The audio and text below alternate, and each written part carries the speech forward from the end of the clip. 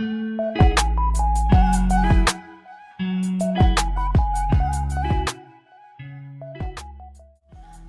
teman-teman, gimana nih kabarnya? Semoga harimu menyenangkan ya. Nah, di kesempatan kali ini aku mau sedikit sharing nih terkait dengan apa sih yang nantinya bakal aku sharing ke teman-teman semua. Nah, di kesempatan hari ini aku pengen sedikit sharing terkait dengan edukasi bahaya penyalahgunaan narkoba nih. Wah, kalau misalkan kita dengar kata narkoba, rasanya itu sangat menyeramkan sekali ya. Karena kalau misalkan kita lihat di kehidupan di era modern ini, membuat semua hal itu terasa lebih mudah dilakukan gitu ya. Hanya berbekal teknologi, hampir semua hal bisa didapatkan dengan mudah, termasuk narkotika dan obat terlarang yang peredarannya semakin terselubung dan rentan dilakukan para remaja nih. Wah, remaja nih jadi kata kuncinya. Kenapa sih kok peredaran narkoba ini malah rentan dilakukan oleh para remaja? Nah, di kesempatan kali ini nanti kita bakal ngebahas terkait dengan penyalahgunaan narkoba dan peredarannya seperti apa. Nah, bukan hanya itu. Dampaknya, tingginya angka penyalahgunaan narkoba pada remaja itu semakin membuat resah para orang tua nih. Pasalnya, bahaya narkoba ini bisa menjadi ancaman yang sangat nyata. Nah, maka dari itu, kesempatan kali ini kita akan sharing terkait dengan penyalahgunaan narkoba nih teman-teman. Nah, kalau misalkan kita lihat gambaran dunia narkoba di Indonesia tuh seperti apa sih? Nah, di sini geografis yang terbuka itu menyebabkan narkoba mudah masuk dan menyebar di seluruh wilayah Indonesia nih teman-teman. Selain itu, demografis yang sangat besar sebanyak 250 juta jiwa menjadi pasar potensial peredaran gelap narkoba di Indonesia. Ngeri banget kan? Nah, selain itu, peredaran gelap narkoba ini bukan hanya menyasar orang remaja dan dewasa saja nih, melainkan juga anak-anak. Nah, minimnya fasilitas dan aksesibilitas layanan rehabilitas pencandu narkoba ini juga menjadi hal yang sangat mengerikan di Indonesia. Nah, banyak nih stigma terhadap penyalahgunaan narkotika, sehingga ketika ada yang pengguna itu takut melaporkan diri. Nah, selain itu juga sistem penegakan hukum yang belum mampu memberikan efek jerah kepada penjahat narkoba ini mengakibatkan banyaknya peredaran narkoba di Indonesia. Nah, selanjutnya banyak juga modus operasi dan variasi jenis narkoba yang terus berkembang nih. Sampai saat ini terdapat 41 jenis baru. Ngeri banget ya kalau kita lihat. Nah, lalu selanjutnya lapas yang bertransformasi menjadi pusat kendali itu juga menjadi peredaran gelap narkoba nih teman-teman. Nah, selain itu pasti ada dong kerugian akibat penyalahgunaan narkoba. Nah, kira-kira di Indonesia berapa sih? Nah, kerugian akibat penyalahgunaan narkoba ini terdapat sekitar 63,1 triliun rupiah. Bayangin teman-teman. Banyak banget orang-orang yang menyalahgunakan narkoba. Nah, selain itu, wilayah mana saja sih dengan kasus dan tersangka narkoba terbanyak? Kita bisa lihat di sini. Posisi pertama itu ada Sumatera Utara dengan kasus 2049 kasus. Posisi kedua ada Jawa Timur sebanyak 1910 kasus. Dan yang ketiga ada DKI Jakarta dengan 964 kasus. Berikutnya disusul oleh Jawa Barat sebanyak 672 kasus. Dan yang terakhir ada Jawa Tengah dengan 661 kasus. Nah, sumber ini didapatkan oleh BNN Nasional pada tahun 2021.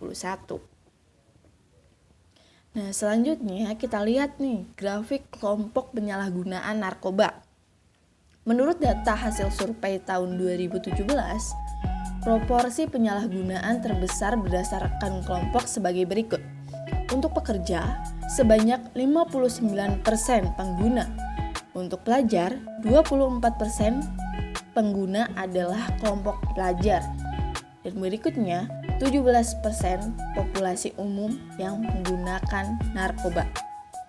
Nah, untuk proporsi jumlah penyalahgunaan ini setahun terakhir berdasarkan jenis kelamin, bahwa laki-laki sebanyak 72% dan perempuan sebanyak 28%. Nah, survei ini dilakukan oleh BNN pada tahun 2017, penyalahgunaan narkoba di 34 provinsi. Nah, tadi kan kita udah bahas nih terkait dengan gambaran dunia narkoba di Indonesia dan wilayah mana saja sih yang banyak sekali peredaran narkobanya. Nah, sekarang kita bahas terkait dengan narkobanya itu sendiri. Nah, rasanya kayaknya udah gak asing banget gitu ya kata narkoba di telinga kita. Nah, kira-kira apa sih? Nah, pada kesempatan kali ini kita akan membahas terkait dengan narkoba. Nah, narkoba sendiri itu merupakan singkatan dari narkotika, psikotropika, dan obat-obatan terlarang yang merupakan bahan zat yang dapat mempengaruhi kondisi kejiwaan, psikologis seseorang, mulai dari pikirannya, perasaannya, dan perilakunya, serta dapat menimbulkan ketergantungan fisik dan psikologi nih. Wah, bahaya sekali ya teman-teman. Nah, selanjutnya tadi narkoba kan singkatan dari narkotika, psikotropika, dan obat-obatan terlarang lainnya. Nah, sekarang kita bahas satu persatu apa itu narkotika. Nah, jadi narkotika ini adalah zat atau obat yang berasal dari tanaman, baik sintetis maupun semi-sintetis, yang dapat menyebabkan penurunan dan perubahan kesadaran, hilangnya rasa, mengurangi sampai menghilangkan rasa nyeri, dan dapat menimbulkan ketergantungan. Nah, narkotika ini terdapat beberapa golongan nih. Ada golongan 1, golongan 2, dan golongan 3. Nah, golongan 1 ini digunakan hanya untuk pengembangan ilmu pengetahuan. Nah, biasanya juga ini tidak untuk terapi atau ketergantungan kuat. Contohnya apa sih? Di sini, narkotika golongan 1 contohnya itu ada heroin, kokain, dan ganja. Nah, selain itu golongan 2. Golongan 2 di sini bisa dilihat yakni pilihan terakhir untuk terapi. Nah, yang selanjutnya itu ketergantungan kuat tetapi kurang dari golongan 1. Contohnya apa nih? Ada morfin, ada petidin, dan lain-lain. Nah, yang selanjutnya ada golongan 3. Nah, golongan 3 ini seringkali digunakan untuk terapi nih dan untuk ketergantungan lebih ringan. Contohnya apa? Contohnya adalah kodein. Nah, selanjutnya ada psikotropika. Apa sih psikotropika itu? Jadi, psikotropika ini adalah zat atau obat baik alamiah maupun sintetis, bukan narkotika, yang berkhasiat psikoaktif melalui pengaruh selektif pada susunan saraf pusat yang menyebabkan perubahan khas pada aktivitas mental dan perilaku. Nah, golongan psikotropika ini terdapat 4. Yang pertama, golongan 1 itu hanya untuk pengembangan ilmu pengetahuan, tidak untuk terapi ketergantungan kuat. Contohnya apa? Ada ekstasi, MDMA, ada LSD, dan lain-lain. Yang selanjutnya ada golongan 2 nih. Golongan 2 ini biasa digunakan untuk terapi, tetapi ini menjadi pilihan terakhir ya untuk ketergantungan tinggi tetapi kurang dari golongan 1. Contohnya ada amfetamin, metilfenidat, dan metakualon. Nah, yang selanjutnya ada golongan 3. Nah, golongan 3 ini sering digunakan untuk terapi ketergantungan sedang. Contohnya ada fenobarbital dan flunitrazepam. Nah, yang terakhir nih ada golongan 4. Nah, golongan 4 ini digunakan untuk terapi dengan ketergantungan ringan. Nah, contohnya ada diazepam, ada clobazam, dan ada bromazepam.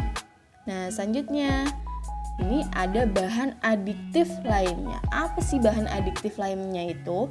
Nah, jadi bahan adiktif ini merupakan bahan selain narkotika dan psikotropika yang dapat mempengaruhi psikoaktif tubuh manusia dan dapat menyebabkan kecanduan. Nah, diantaranya apa nih? Yang pertama, minum alkohol. Yang kedua, inhalasi atau lem. Yang ketiga, ada nikotin nih dari rokok. Nah, selanjutnya di sini ada jenis narkoba berdasarkan efek terhadap susunan saraf pusat. Yang pertama, jenisnya stimulan. Contohnya tuh apa sih? Ada amfetamin, ada metafetamin. Nah, istilah gaulnya tuh yang biasa kita dengar itu ada sabu, ada kristal. Nah, efeknya apa sih? Efeknya ini adalah gangguan sistem saraf termasuk stroke dan serangan jantung. Nah, yang selanjutnya jenis depresan. Contohnya ada alkohol, benzodiazepin, ada opioid atau opium, morfin, dan kodein. Nah, istilah gaulnya apa sekarang? Ada brem, oplosan, bopeng, boti, mumbul, putau, si putih, dan etep. Nah, efeknya apa sih? Ini efeknya menimbulkan rasa ngantuk dan kelelahan. Juga penurunan fungsi kognitif dan memori, berkeringat biasanya penggunanya gitu ya, gelisah, sulit tidur, dan sulit berkonsentrasi nih. Bahaya sekali kan efeknya. Nah, yang selanjutnya ada jenis halusinogen. Ini contohnya ada ekstasi, ada mushroom, ada bunga kacubung. Nah, istilah gaulnya tuh ada inex, magic mushroom, atau jamur kotoran sapi. Nah, efeknya apa? Efeknya itu bisa menghasilkan satu spektrum pengalaman sensor yang terdistorsi serta mempengaruhi mood dan proses berpikir nih. Nah, yang selanjutnya ada jenis lainnya. Contohnya ada ganja, ada mira, dan inhalan atau lem, dan bensin. Istilah gaulnya itu ada cimeng, ada gelek, ada cet. Nah, efeknya apa? Efeknya ini sulit mengingat sesuatu. Reaksinya tuh melambat, sulit konsentrasi, matanya merah, mengantuk, paranoid, dan cemas. Wah, mengerikan sekali ya efek-efek yang ditimbulkan dari narkoba ini. Nah, selanjutnya kita membahas terkait dengan dampak penyalahgunaan narkoba nih. Yang pertama, ada kompilasi medis. Nah, suntikan heroin ini meningkatkan resiko penularan HIV/AIDS dan hepatitis B atau C. Nah, psikostimulansi menyebabkan hipertensi, jantung, pendarahan otak, alkohol, obat penenang, dan obat tidur itu dapat menyebabkan gangguan agresif dan gangguan pernafasan. Itu kalau misalkan kita lihat dari sisi kompilasi medis. Sekarang dampaknya dari sisi dampak sosial. Nah, dampak penyalahgunaan narkoba dari dampak sosial ini bisa menimbulkan keharmonisan keluarga itu terusik. Lalu ada gangguan komunikasi, turunnya prestasi akademik dan prestasi kerja. Lalu ada juga yang menghabiskan harta benda. Ini banyak sekali dampak yang ditimbulkan dari penyalahgunaan narkoba dari sisi dampak sosial.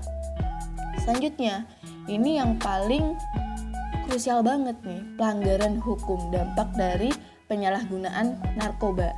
Nah, pengguna dalam ilmu kedokteran itu disebutnya adalah penderita. Tetapi ini bisa dijatuhi hukuman karena melanggar undang-undang yang berlaku. Nah, selanjutnya ini ada konsekuensi akibat penyalahgunaan narkoba. Nah, 25% itu kejiwaan dan depresi, 16% itu sakit paru-paru, 15% itu HIV/AIDS, 15% itu sakit saraf dan sendi, dan 9% adalah hepatitis C. Nah, pola penyakit hasil pemeriksaan yang dilaporkan kelompok penyalahgunaan ini berbanding lurus dengan tingkat pemakaian narkoba, di mana tingkat penyalahgunaan makin tinggi, maka persentasi yang melaporkan hasil pemeriksaan sakitnya lebih banyak lagi, ya. Nah, di sini bisa terlihat gambaran dampak fisik penyalahgunaan narkoba.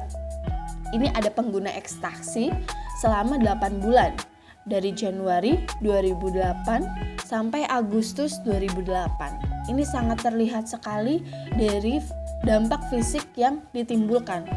Lalu yang di sini ada juga pengguna heroin selama 5 tahun. Dari tahun 2003 sampai tahun 2007. Bisa dilihat perbedaannya. Nah, di sini ada juga pengguna ekstasi selama 5 tahun. Dari tahun 2000 sampai tahun 2004. Dan ada juga pengguna heroin dan kokain selama 5 tahun. Ini bisa terlihat sekali dampak fisik yang ditimbulkan dari penyalahgunaan narkoba. Nah, narkoba juga bukan hanya menimbulkan dampak fisik, tetapi narkoba juga menyebabkan kerusakan permanen jaringan otak. Bisa dilihat di sini. Nah, selanjutnya ini ada ketentuan pidana lebih dari 5 gram. Di pasal 111 ayat 2, ini pembuatan melawan hukum itu menanam, memelihara, memiliki, menyimpan, menguasai, atau menyediakan narkotika golongan 1 dalam bentuk tanaman berat yang melebihi 1 kg atau melebihi 5 batang pohon. Itu golongan 1, pidananya adalah 5-20 tahun dan denda sebanyak 8 miliar. Nah, selanjutnya di pasal 112 ayat 2, ini barang siapa yang memiliki, menyimpan, menguasai, atau menyediakan narkotika beratnya melebihi 5 gram. Untuk golongan 1 itu 5-20 tahun dan denda sebesar 8 miliar. Golongan 2 5-15 tahun dan denda sebanyak 5 miliar. Golongan 3 3-10 tahun dan denda sebanyak 3 miliar. Dan pasal-pasal lainnya yang menentukan ketentuan pidana lebih dari 5 gram. Nah, apa yang dilakukan bila ada keluarga, kerabat, atau tetangga sebagai penyalahgunaan narkotika nih? Nah, teman-teman bisa melaporkan pada institusi penerima wajib lapor. Nah, atau disingkat IPWL. Nah, apa sih IPWL itu? IPWL ini adalah Pusat Kesehatan Masyarakat, rumah sakit, dan lembaga rehabilitas yang ditunjuk oleh pemerintah. Nah, jadi kalau misalkan teman-teman melihat ada keluarga kerabat sebagai penyalahguna narkoba, harus segera melaporkan. Nah, hal yang dapat dilakukan untuk mencegah terjadinya penyalahgunaan narkoba nih. Yang pertama, menjadi pribadi yang tangguh, ulet, daya tahan yang kuat dalam menghadapi tantangan. Ya, kalau misalkan bahasa gaulnya itu ada iron stop. Nah, sekarang hal yang dapat dilakukan untuk mencegah terjadinya penyalahgunaan narkoba yang selanjutnya adalah menjadi pelopor perubahan dan pendobrak nilai yang dianggap tidak sesuai dengan norma dan aturan atau agent of change. Nah, yang selanjutnya, menjaga nilai-nilai luhur bangsa dan nilai positif baik di lingkungan sekolah ataupun di masyarakat. Nah, selanjutnya ada memahami bahaya narkoba dan mengembangkan potensi dirinya. Banyak sekali nih, teman-teman bisa mengembangkan potensi dirinya daripada terjerat dan menggunakan narkoba kan. Jadi lebih baik bisa mengembangkan potensi dirinya. Nah, yang selanjutnya berpartisipasi aktif dalam kegiatan positif di lingkungan sekolah, melaporkan segala bentuk pemilikan, peredaran, atau penyalahgunaan narkoba yang terjadi di lingkungan sekolah, aktif dalam mengikuti kegiatan pelatihan, seminar, workshop tentang pencegahan penyalahgunaan narkoba, menjadi sukarelawan terkait Satgas Gerakan Anti Narkoba di sekolah jika ada, lalu menjalin komunikasi yang baik dengan teman sebaya dan warga sekolah lainnya. Nah, itu tadi pembahasan terkait dengan edukasi penyalahgunaan narkoba. Nah, mungkin pembahasan kali ini saya cukupkan di sini. Semoga bisa diterima dengan baik oleh teman-teman semua dan sampai jumpa di lain waktu.